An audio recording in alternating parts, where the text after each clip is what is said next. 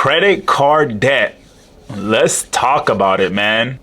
My credit card, I maxed that out to $4,000. What do you mean you max it out? Max it out or maxed it out? I got confused with the credit debt and the credit limit. So my parents got me a credit card and I ended up getting a max credit limit of $8,000. So I could spend up to $8,000. That's what that means, right?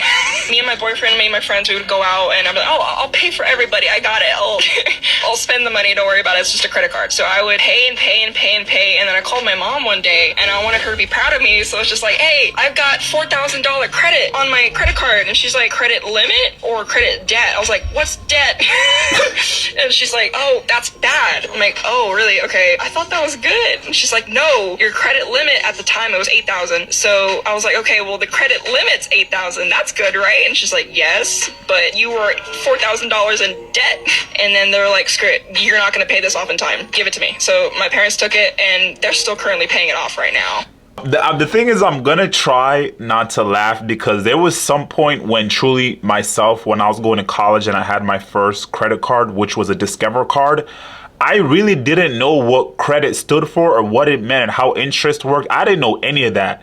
So I'm not gonna bash her, but for her to think that credit means that she's making money, I feel like there's a lot of people in this world that probably think the same way because we don't receive this education in high school. There is a reason why the economic state is the way it is and why people are easy to get into debt because we don't have financial literacy. And the thing is, I can't blame, I don't want to put all the blame on the system, but sometimes it is because why wasn't I being taught about credit cards in high school? Like, I don't know if you guys remember, but I don't remember being taught about credit and like buying homes and like interest rates. I don't remember being taught that in high school. Maybe college a little bit, but high school, I was never taught that. But that's just crazy to me. I'm glad that her parents finally caught on to her and told her you need to stop spending money. But when people first get their credit cards, they just think it's like money that's always gonna be there. No, you're gonna pay back that money eventually. It's so easy to get trapped into that. So learning about, finances and credit cards and how they work is very, very important. So, my husband and I are $60,000 in debt. Okay. Part of the problem. You are. And let me explain how we got here. In June of 2022, we had a good amount of savings and decided that our home that we've been living in for a couple years just needed some maintenance and some upgrades. You can see behind me, we live in like a very normal house, but there were some things like on the outside where our stucco was falling off, so we needed to have that repaired. We had our house painted, we upgraded our bathroom a little bit, and also decided to pay off my husband's private student loan because the interest is not great. And so we had plenty of savings and we decided to just drain those bad boys. We both had really stable jobs. We would be able to squirrel away some money over time and build back up our savings again. 2 weeks later, unexpectedly, I was laid off from my job. And I'm the breadwinner of our household, so it did not go well.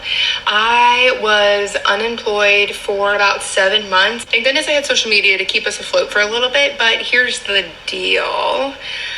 We had to put a lot of stuff on credit card to be able to keep ourselves afloat.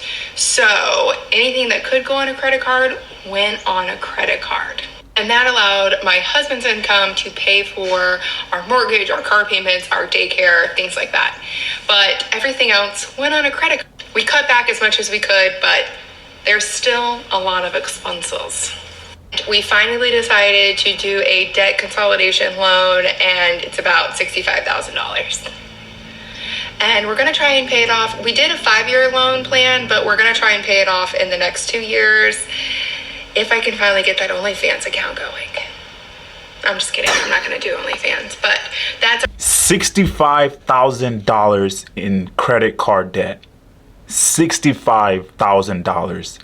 How do you get to $65,000 in credit card debt? I could only imagine what her interest rate is at $65,000, bro. That's just absolutely ridiculous. This is why I say it's so important to have an emergency fund with at least $10,000.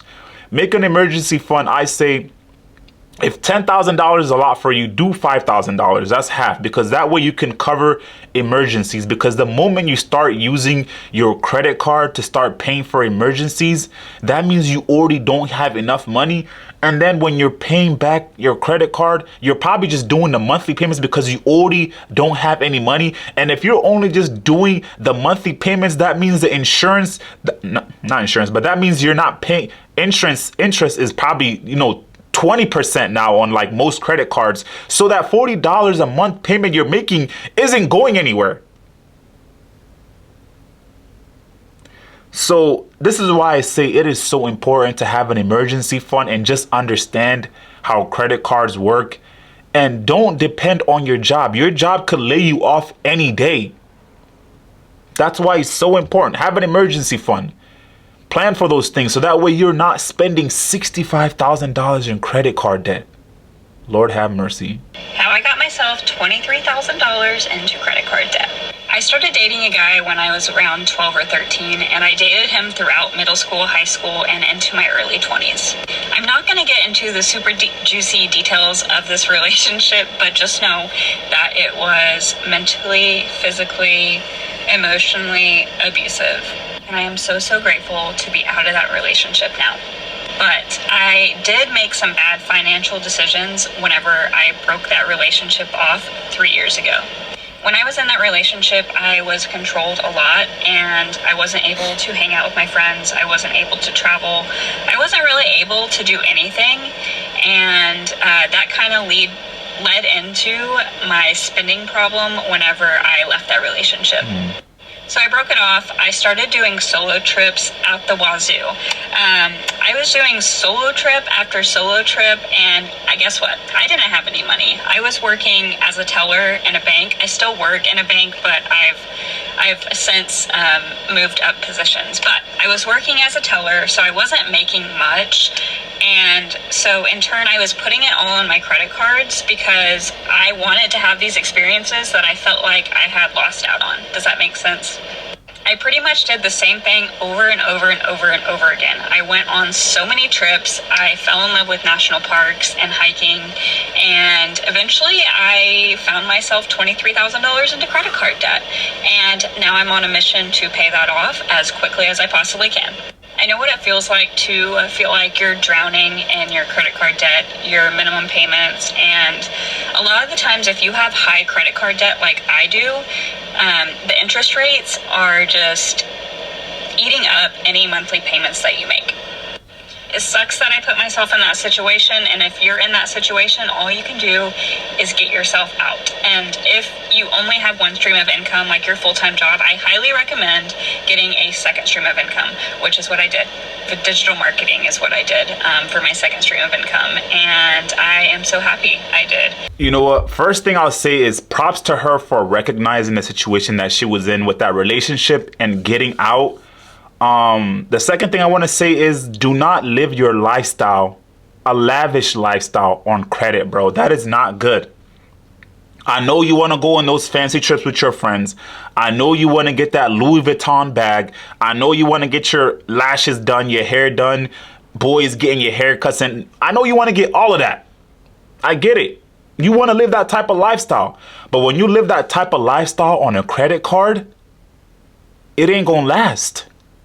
It's not gonna last, bro. It is not gonna last. So if you're living that type of lifestyle, just figure out a way to save up money and use your own money. You know what I'm saying? And so like I said, bro, that's good that she got out of that relationship, and now she has a mindset where she's like, I know I need 2 streams of income in order to pay these credit cards off. She's in a mindset where she's actually gonna go and try to do something about it. So I give her props to that, because $23,000, that's steep, but it can be done. With just discipline, consistency, continue to keep paying it off and stop using it for a while until you get that paid off. I think, she can do it. And like I said, props to her for even thinking about wanting to go and do it and get that paid off. I recently went viral for having $30,000 in credit card debt, and it even got picked up by Newsweek. There was an article featuring my credit card debt. And throughout the comments, a lot of people have been recommending different, financial gurus. And of course, people have been recommending Dave Ramsey. So here is why I do not subscribe to Dave Ramsey's snowball effect and his approach in general. So for starters, the entire premise of his plan hinges on having extra money to put towards. So you pay off everything. You pay your bills, you pay all your credit cards, you pay all your debts, and then any extra money you have, stop right there. Who the fuck has extra money? So then he's like, aha, yes, if you don't have extra money, get a second job, get a third job, eat rice and beans. That's actually something I joined a Dave Ramsey like private Facebook group. People all the time reference rice and beans, rice and beans. Like, I'm sorry. I'm not willing to do anything to get out of debt. I'm not willing to eat rice and beans every day. I'm not willing to have 3 jobs and not spend time with my children. I'm not willing to forego my favorite salad on a Friday when I feel like getting one. My bills and my debt is so tremendous that $20 here, $100 there is not making an impact.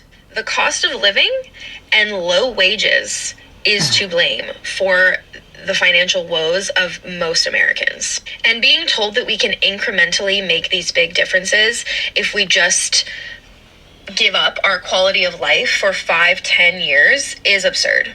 I turned my $30,000 in credit card loans into a loan consolidation with an 8% interest rate. We're paying about $1,500 a month to pay that off. And it's painful because every month I'm like, wow, what could we have done with that $1,500? But I am not willing to eat rice and beans. I am not willing to have a night job. My mental health and my quality of life is more important to me than paying off that debt. And that doesn't make me a bad person. You know what? I get where she's coming from and not wanting to eat rice and beans, but you cannot blame the economy or other people for the situation that you are in. That is one thing I have to say. It's fair enough, you know, that you don't want to eat rice and beans and live that type of lifestyle to get out of debt. But then there's another thing to blame the economy, the jobs that you work at, all these things. Those are all you. You could have went to work at a different space. You could have got higher skills to work at, you know, higher paying job. The economy is just going to keep getting worse. So you cannot blame it on the economy. Like those are your choices. You chose to get into credit card debt. Nobody opened a credit card for you. You did it yourself. And so for you to blame the economy and other things for your credit card debt, I think is absolutely insane. You chose to open that credit card. You chose to swipe your card every single time you went out. So how can you blame your job, the economy, for the situation that you are in? That's why all of these people in this video are in debt. I used to be in debt myself too, and I'm still, you know, working to get out of some of it. You know, I bought a car and it was kind of expensive and I took a while to pay it off. I didn't blame anybody else for that situation. It was my fault. I gotta get out of it. I gotta get an extra job. I gotta stop eating out more to go and pay that. The first step is to getting out of debt. It is your fault. You swiped those cards. You bought that car. You opened that account. It is all you. Stop blaming the economy for the credit cards that you open. Stop blaming your job for the bad spending habits that you have. Stop blaming other people for the situations that you are in. You did that to yourself. And then if you're not willing to eat rice and beans to get out of debt, then you must not want financial freedom. You must not want to be able to make decisions. You must want to work until you're 80 years old.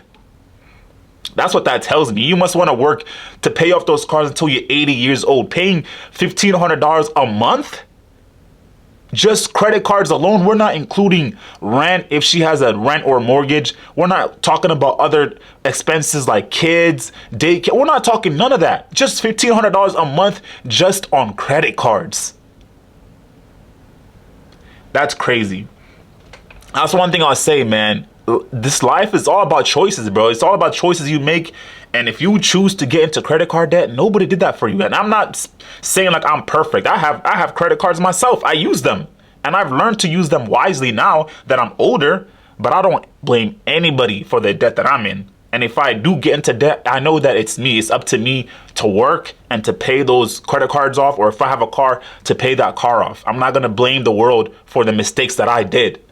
So if you're in debt, it is your fault. You chose to make those choices. And it's your choice to get out of debt or stay in that debt forever and be working until you're 80 years old and they bury you. So hopefully you guys enjoyed the video. Hopefully this inspires you to get out of that credit card debt. And as always, I'll see you guys in the next video. Peace.